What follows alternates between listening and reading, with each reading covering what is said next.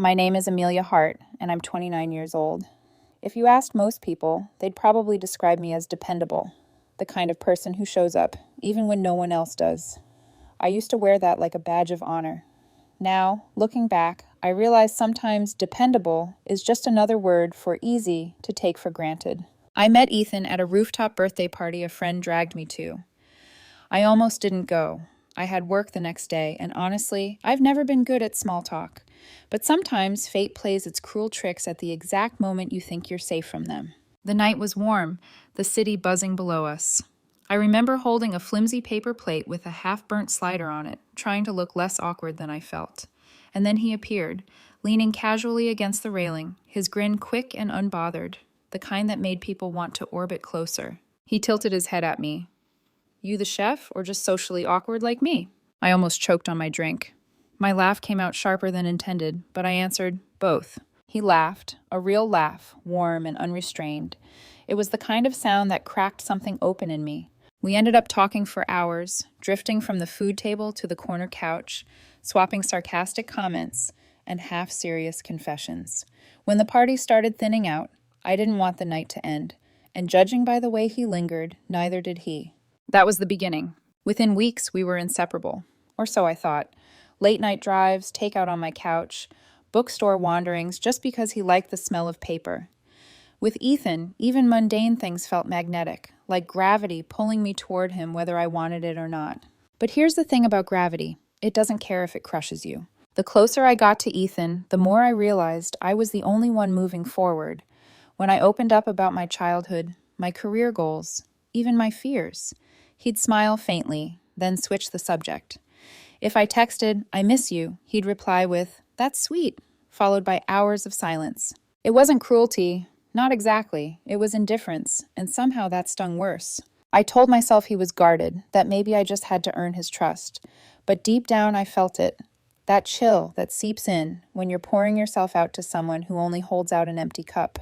One night, after a long drive where I'd been rambling about my plans to maybe start my own business someday, he glanced at me and said casually, "You worry too much. Don't get too attached." I laughed it off. "Attached to what?" I teased, nudging him. He smirked. "To me." He said it like a joke. I treated it like one. But something in his eyes, that fleeting flicker, like he was already warning me, should have made me pause. I didn't, because when you're falling, you don't notice how close the ground is until you hit it. Ethan lost his job about 3 months into our relationship. He brushed it off as office politics, some drama with his manager. But the truth was, he didn't want to talk about it. I did what I always do, tried to help. "Send me your resume, I'll polish it up," I said one night while we ate takeout in his apartment. He waved me off. "I don't need charity, Amelia, I just need some space." So I gave him space and quietly picked up the slack. I covered most of our dinners. When he hinted about being late on rent, I wired him $600 without him asking directly. His only reply was a short text. "Got it."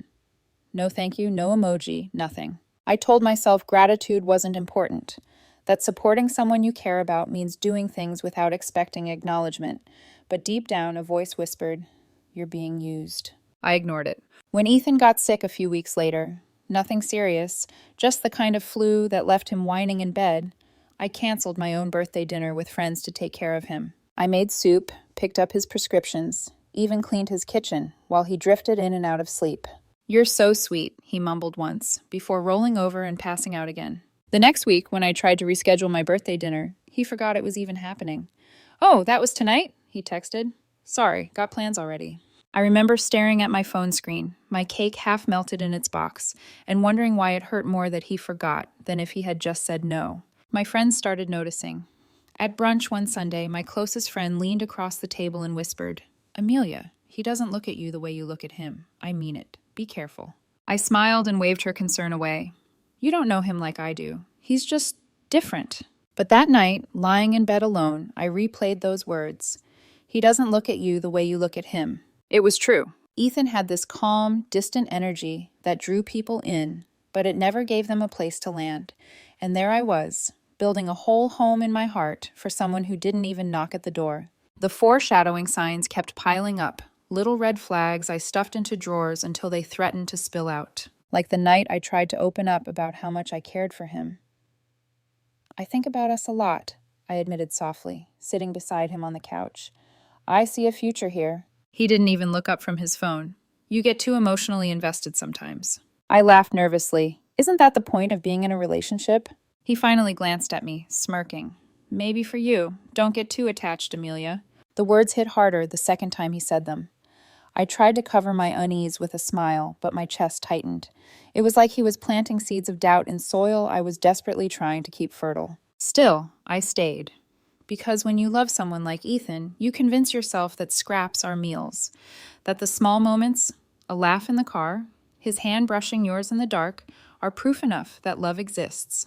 You ignore the silence, you excuse the forgetfulness, you accept the imbalance, and you tell yourself, it'll all be worth it when he finally realizes how much I love him. I didn't know then that the realization I was waiting for would never come. Not from him, anyway. I've always believed love was about gestures. Not the flashy kind you post on Instagram, but the quiet ones.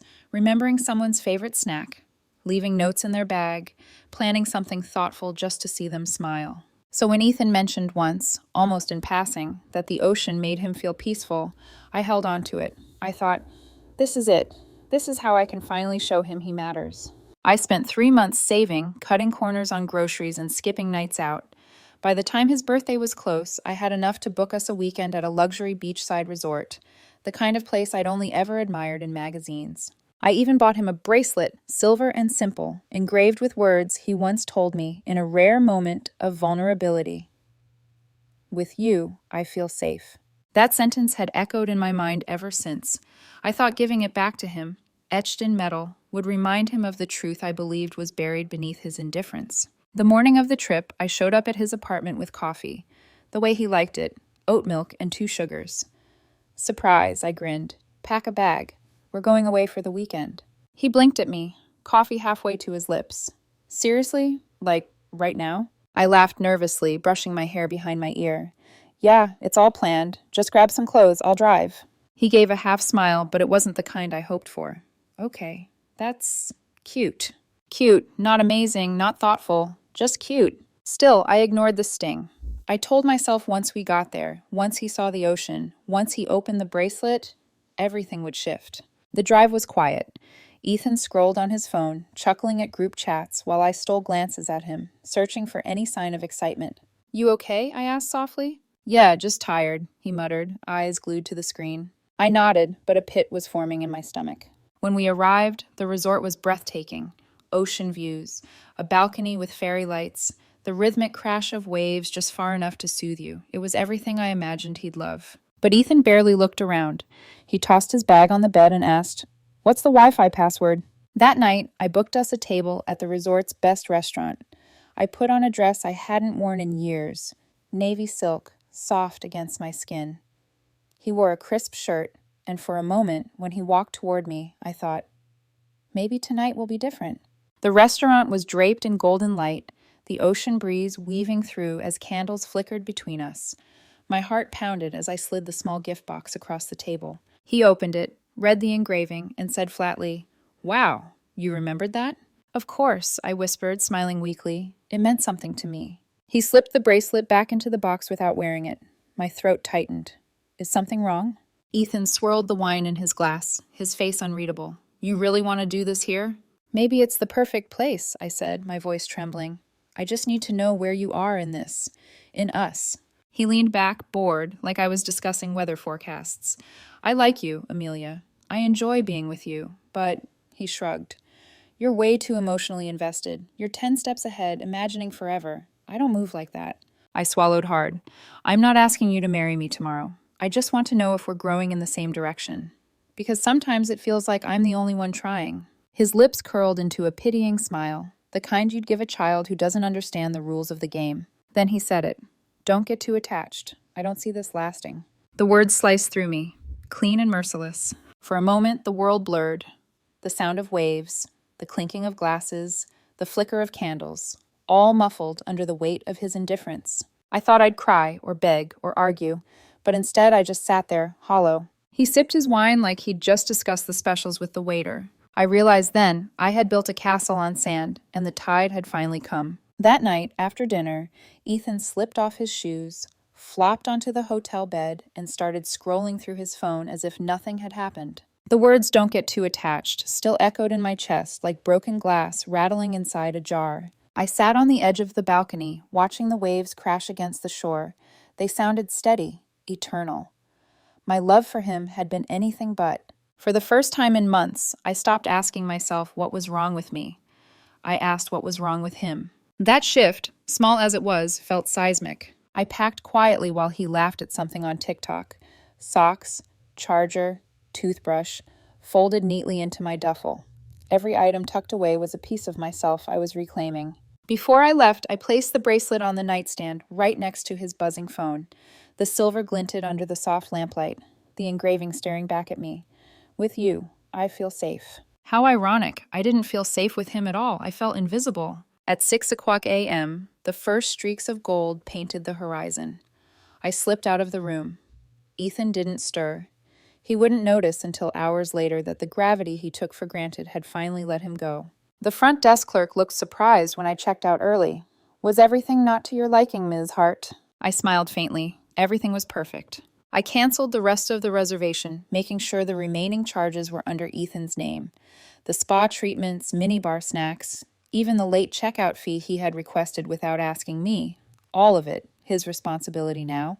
By 10:30, my phone lit up in the passenger seat. "Where are you? Did you go somewhere?" 5 minutes later, "You're not serious right now." I didn't reply. The road stretched out in front of me, quiet and endless, the hum of the engine soothing in a way Ethan never was. The calls kept coming. 5 times, 10, 20. Then the text turned frantic. "Why are you acting like a child? You could have just said something. I don't have money on me. Are you actually leaving me here?" I muted his number and kept driving. It wasn't cruel. It was clarity. Ethan wasn't stranded in the desert. He was in a luxury resort with staff, a buffet, and a concierge. He'd be fine, or he wouldn't. Either way, it was no longer my problem. Later, I learned what happened. He hadn't brought a credit card, only a debit card with a pathetic balance. He assumed, as always, that I'd cover everything. When the front desk presented him with charges, he panicked. He begged them to let him leave without paying, but policies are policies. They held his license until someone wired the money. That someone wasn't me. For once, Ethan had to face consequences without me cushioning the fall. Meanwhile, I was back home, standing in my kitchen with sunlight streaming through the window, breathing more deeply than I had in months. I didn't text, I didn't explain. My silence was the loudest truth I'd ever spoken, and I realized he had no idea how to fight against silence. Ethan didn't disappear. Men like him never do. They thrive on being chased, and when the chasing stops, they panic. At first, it was calls and texts. "Why are you doing this? You could have just told me how you felt instead of ghosting me." Then it was guilt tripping. "After everything I've been through, you really think this is fair?" Finally, it became desperate. "Please, just help me this once." Every message I ignored felt like a stitch closing an old wound. When the text failed, he tried going through my sister. One night she called, confused. "Ethan messaged me. He sent me a picture of you two from months ago and asked me to talk to you. Do you want me to?" I didn't hesitate. "No," because I was done explaining myself to someone who had never listened. For the first time in years, my life felt light. I spent weekends with friends again, laughing without glancing at my phone. I picked up hobbies I'd abandoned. Painting, hiking, baking at midnight just because I felt like it. And then there was Liam. We met at a friend's game night. He wasn't dazzling like Ethan, not the kind of man who sucked the air out of a room. He was steady, kind. He asked questions and actually listened to the answers. He laughed with his whole body, not just a smirk. The first time he cooked for me, lasagna with slightly burnt edges, I realized I didn't have to beg for crumbs anymore. I could be full. By the time August rolled around, I was smiling more than I had in years, which is why it stung, just a little, when Ethan appeared again. It was at a crowded birthday dinner, long tables filled with chatter and clinking glasses. Liam sat beside me, his hand resting casually on my knee. Across the room, Ethan froze when he saw us. For a moment, his face crumpled. Disbelief, bitterness, then that practiced mask of indifference. But mask slip, his eyes gave him away. Later, while Liam stepped out to take a call, Ethan approached me at the bar. "Can we talk for a second?" His voice was low, almost pleading. I nodded, not out of hope, just curiosity. We stepped outside onto the patio. The night air was cool, the city humming around us. "I've been trying to reach you," he started. His shoulders slumped, a far cry from the careless confidence he once wore. "I messed up, Amelia. I thought I wanted freedom, but all I did was isolate myself from the only real thing I had. You were solid, safe. That should have meant something." He looked at me with eyes that finally seemed to understand what he'd lost. "I get it now," he whispered. "I really do. I miss you." For a moment, silence stretched between us.